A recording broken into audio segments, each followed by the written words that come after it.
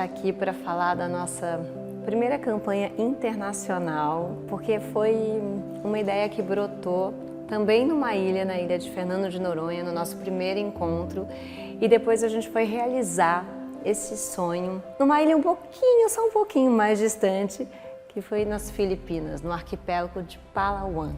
E foi um sonho realizado. Muito bom, Mari. Em busca das pérolas douradas. Isso. Muito bom. Foi um momento super especial. Como você falou, foi a primeira campanha internacional da Julio Cubo. É uma marca que já tem 3 gerações, uma família de 4 gerações, né? A história começou com a minha bisavó, há quase 100 anos, ela trazendo a primeira pérola do Japão para o Brasil. E é uma construção que foi feita pouco a pouco, né? Assim, através de todas essas gerações, um crescimento, uma série de transformações, até que finalmente a gente chegasse nessa primeira campanha internacional, do qual me sinto muito honrado de fazer parte e ter você, né, fazendo parte também, sendo parceira da marca já há 3 anos, né, Mari?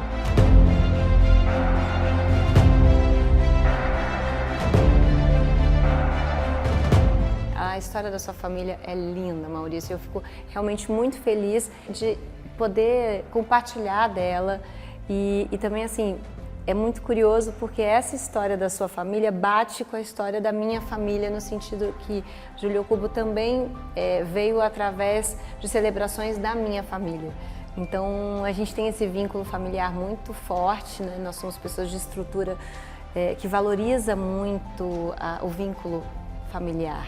Então isso tem um preço muito forte, né? É muito precioso pra gente. É impressionante, assim, porque como é um trabalho muito meticuloso, quando a gente recebe uma pérola dourada, então a gente fica ainda mais feliz, porque é raro e tem um processo enorme de pessoas por trás, de pessoas envolvidas, né?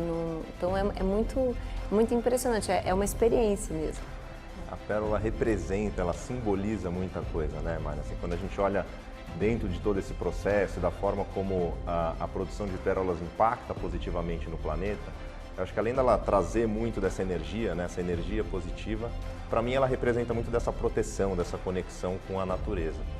E falando nisso, acho que uma forma como a gente enxerga isso, que é muito interessante, o Jacques, que é o produtor das pérolas douradas, ele reforça muito isso. Ele fala que a produção de pérola dourada, das pérolas como um todo, ela é uma sociedade entre o ser humano e a natureza, né? E o ser humano tem 49% do negócio e a natureza 51%. Então, assim, mesmo que o ser humano faça tudo muito bem feito, né, trate tudo com muito amor, né, faça esse processo de uma forma muito meticulosa, ainda assim, no final, quem decide se vai sair uma pérola dourada e perfeita ou se não vai sair essa pérola é a natureza. Então, acho que esse cuidado, essa ligação com a natureza, essa conexão e essa sintonia é muito importante. É uma comunhão, né?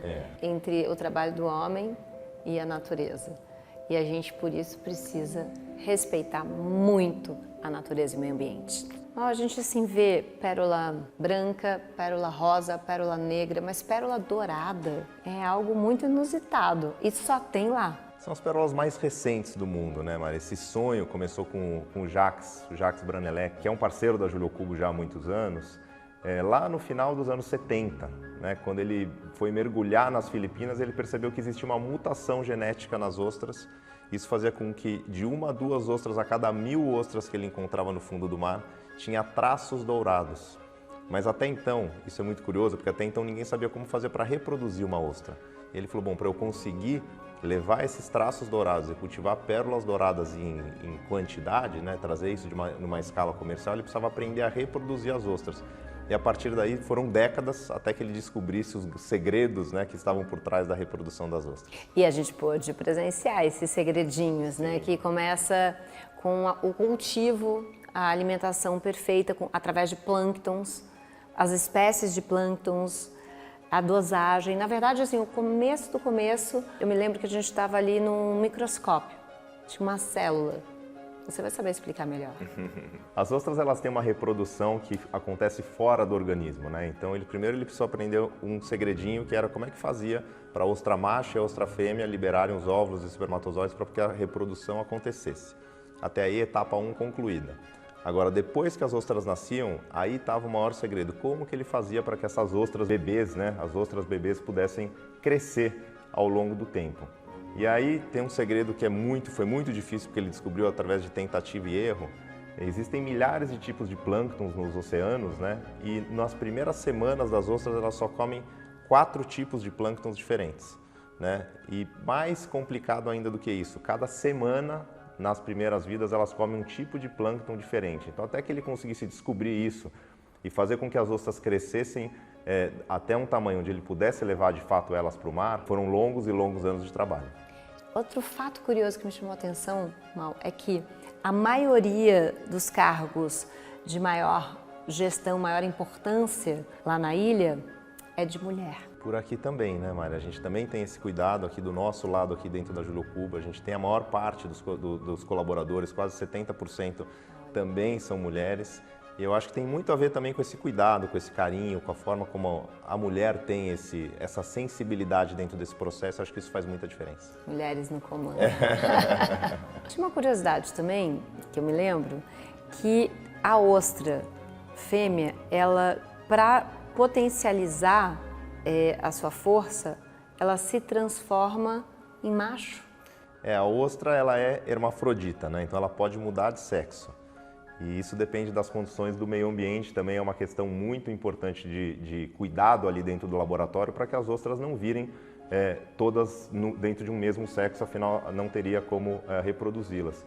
E a ostra, quando a condição não é ideal, ela se transforma em macho porque o macho gasta menos energia do que a fêmea. Então você tem uma condição climática e de alimentação muito equilibrada para que você possa ter tanto os machos como as fêmeas dentro dos laboratórios. E também assim, tem todo um processo, porque eles colocam as ostras em umas grades grandes que a gente pôde olhar de pertinho, porque a gente mergulhou de cilindro e foi observar as ostras lá embaixo, a 12 metros de profundidade, e todo um ecossistema que se junta nas grades juntos das ostras, né, para poder retroalimentar aquele processo todo. E são retiradas de lá a cada 15 dias e lavadas, e depois elas são devolvidas para o mar. É um trabalho muito longo, que envolve muito o contato do ser humano com as ostras, né? Dentro desses 5 anos de cultivo, até que se possa colher uma única pérola a cada ostra, são 377 etapas do cultivo, né?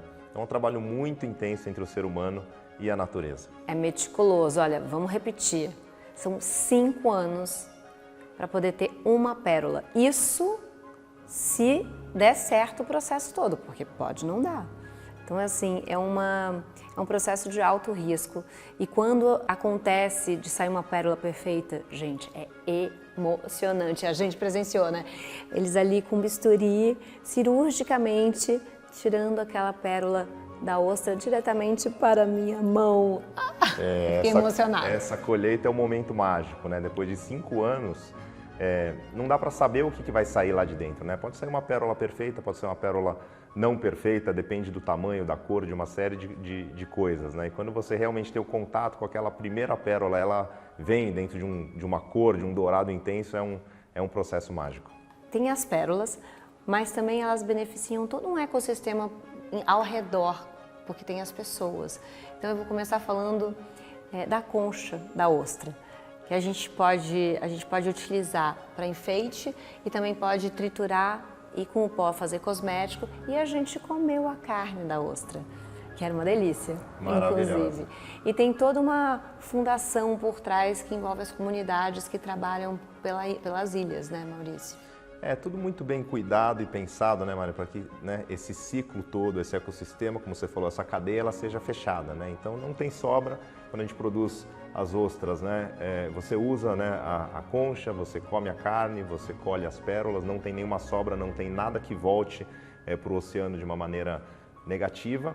E tem esse cuidado todo com as comunidades, né? Além da fundação, que impacta milhares de famílias, milhares de pessoas ali, eles tentam, né, através da educação, mudar a vida e a realidade das pessoas que estão ali, né? Então eles trazem muita oportunidade, fazem com que as pessoas que nascem naquela região, que antes não tinham grandes perspectivas, hoje possam olhar o mundo de uma outra maneira e levar essa mensagem para mais e mais pessoas. As pérolas impactam não só as pessoas, mas também os oceanos, e não só os oceanos, mas também as pessoas. E isso está muito ligado, né, com tudo que a gente fala, que são os 3 P's da Julio Cubo, e acho que é exatamente isso, que são as pérolas, as pessoas e o planeta.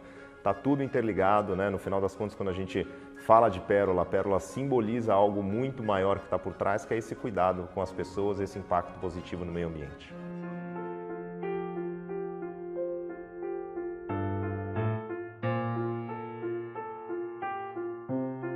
Celinha, a gente está aqui com as peças maravilhosas que você faz, com seus respectivos desenhos. Conta um pouquinho pra gente de onde vem tanta inspiração. Essa foi uma coleção super especial. Acho que a inspiração começou da ideia, quando surgiu a ideia da gente ir para Filipinas, entender toda a origem. Eu acho que foi super inspirador. Por quê? A gente está falando muito sobre vida, sobre a importância das pessoas, sobre a sustentabilidade do ambiente marinho. Então, foi uma inspiração que a gente queria colocar em cada peça um significado muito especial. Então, por exemplo, a gente trouxe as peças de esmeralda, que esmeralda representa saúde. Assim, cada joia que a gente fez, a gente queria que tivesse muito uma responsabilidade de trazer um significado, né? A gente uniu o conceito de que cada pérola é única, cada pérola tem seu brilho especial e que todo ser humano também tem o seu brilho especial. Então a gente quis unir esse conceito com o conceito de wabi-sabi. O que é o wabi-sabi? É quando um vaso quebra, eles não descartam esse vaso. Eles pegam, reconstroem o vaso jogando um ouro líquido, né? E juntando essas peças. Aí ficam as rachaduras aparentes, né? Aí acaba tendo um valor maior, porque aquele vaso tem uma história, né? E traz uma beleza singular, porque ela é única. Então, acho que esse conceito essa coleção foi feita em cima disso. Essa peça fala um pouco disso também, né? Fala muito. Porque tem as rachaduras aqui. Eu gosto de deixar sempre assim, a gente faz o desenho, mas eu acho que tem que passar pela arte de cada etapa. Então, chega aqui com o ourives, ele vai e acrescenta sempre algo a mais. Aqui eu tinha pedido para fazer uma peça que abraçasse a pedra, para falar bem do conceito, né? O wabi-sabi é uma coisa assim de amor, de significado. E aí ele pegou e fez o abraço total na pedra. Eu achei que foi assim, ficou muito lindo e valorizou a joia. Muito delicado. Ele soube traduzir a sua inspiração. Isso. Acho que sempre eles agregam a arte deles, né? Acho que é esse o valor da joia, porque todos são artistas e a gente tem que deixar cada um colocar a sua arte. Estava aqui conversando com ele. Ele que tem de Julio Cubo a minha idade de vida. Lá se vão 40 anos, né, Edson? Sim, eu estou aqui há 40 anos. Praticamente eu me iniciei assim através de um primo que me apresentou ao seu Júlio. E naquela época era muito difícil você entrar nessa área sem ter uma pessoa conhecida que te indicasse. E para você entrar nesse ramo, você tinha que fazer a parte de cidade, que seria office boy, a parte de limpeza, que a gente fazia praticamente tudo, a questão de limpeza, né? E eu tive a honra de ser um aprendiz do seu Júlio, tá? Então, é assim, muita coisa que eu aprendi, eu devo ao seu Júlio. É uma herança que eu carrego o resto da vida. E aí, falando um pouquinho também da inspiração que a gente foi para as Filipinas, esse brinco foi inspirado nas ondas. Por que as ondas? Eu queria muito falar sobre as Filipinas, trazendo o mar. Eu acho que as ondas simbolizam a transformação. Eu acho que a gente se preocupar realmente em busca de uma transformação, em busca de um movimento mesmo, movimento de olhar para o futuro, olhar para as pessoas. Aí o circo foi um sentido de falar de mundo, é um propósito, né, de a gente envolver o mundo através dos movimentos e que as pessoas cada vez mais se preocupem com a sustentabilidade com as pessoas. Em Filipinas, assim, a gente vai carregar para sempre tudo que a gente viveu naquele arquipélago todo. Eu acho que para mim assim foi... vou chorar. Não, é que foi muito especial mesmo. Eu acho que conheci pessoas especiais.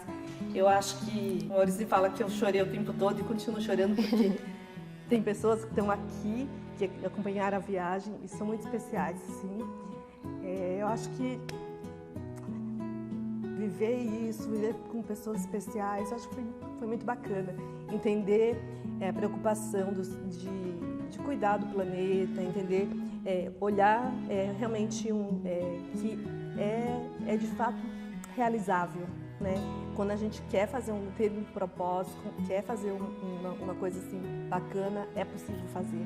Eu acho que isso vai ficar sempre na minha memória. Na minha também, porque foi realmente muito especial, foi muito marcante.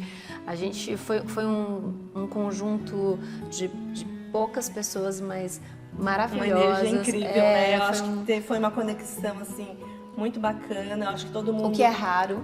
Né? E quando a gente chegou lá, a gente sentiu a mesma conexão que tinha no nosso grupo, a gente sentiu na ilha, com as pessoas que trabalhavam nas ilhas, nas comunidades. Então a gente realmente teve uma troca de energia profunda e aquela natureza super abundante nos abraçou de forma inesquecível, né?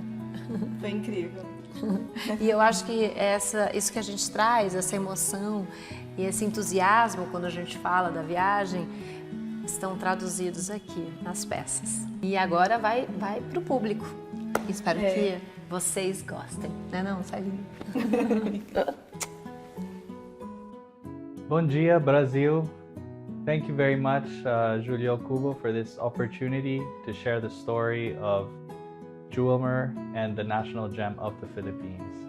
Jewelmer was established in 1979 by French pearl farmer and my father, Jacques Branalec, together with Filipino entrepreneur Manuel Coanco. The story of Jewelmer has evolved through the many years from being a pearl farming operation all the way to fine jewelry and an international distribution network. The relationship between Jewelmer and Julio Cubo started in 2012 when I did a trip to Brazil and I met the wonderful Julio Cubo family.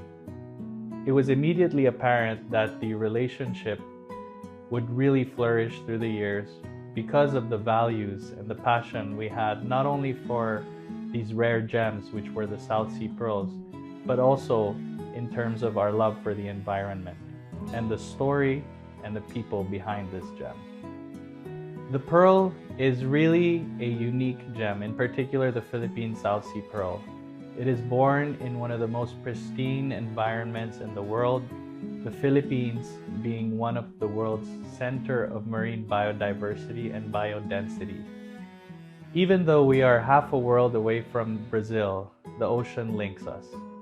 Similarly to the story of the Amazon forest, which is the center of biodiversity for all flora and fauna on this planet, it's also amazing to see how much connection Brazil has with this incredible natural resource, in the same way that in the Philippines we have our beautiful seas and marine life as well as all the corals.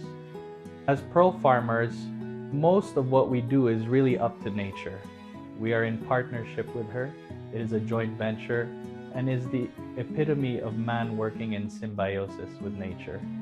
The process of farming pearls is essentially making sure that the environment is preserved, as well as taking care of the communities that reside in this environment so that they may in turn give the high level of care to the oyster. And the result of doing all of those things is that one day we may be able to harvest a beautiful golden South Sea pearl. The harvest of a golden South Sea pearl is a process that may take up to 5 years and 377 steps. And there are no guarantees. Every pearl is a blessing. Every pearl that is harvested is a symbol of the level of care and love that went behind the production, whether it's the hands of the people that cared for the oyster, as well as the environmental protection. every pearl comes out different. It's very difficult to find a pair of pearls. In order to make a pair of matched earrings, we would need to harvest a minimum of 1,000 pearls. Therefore, ultimately, it's really a gift. The pearl is something that is a reflection of universal energy from the sun that's translated into this organic gem through the oyster into a living gem that will radiate and will change your life. The story between Julio Cubo and Jewelmer is essentially one of friendship, one of shared values. Shortly after my trip to Brazil, the Okubo family actually came to our pearl farms in Palawan to visit the communities and see the whole process behind the pearls. And to my understanding, they fell in love with not just the pearl, but the place and the people. And here we are, 10 years on, celebrating this anniversary and this beautiful collection that Julio Cubo has done with the National Gem of the Philippines. The Julio Cubo family has been working with pearls for generations. In fact, each generation has introduced a new different kind of pearl to Brazil. And I'm so proud and honored to say that my good friend Mauricio brought the golden South Sea pearl to Brazil. I would also like all of you to know that we've always understood the pearl to be a natural indicator of the health of our planet. So every pearl is a symbol of that relationship between man and nature. In the Julio Cubo family and the Jewelmer family, we truly believe in the power of pearls in building a better future. Eu quero agradecer toda a família Julio Cubo. Muito obrigado.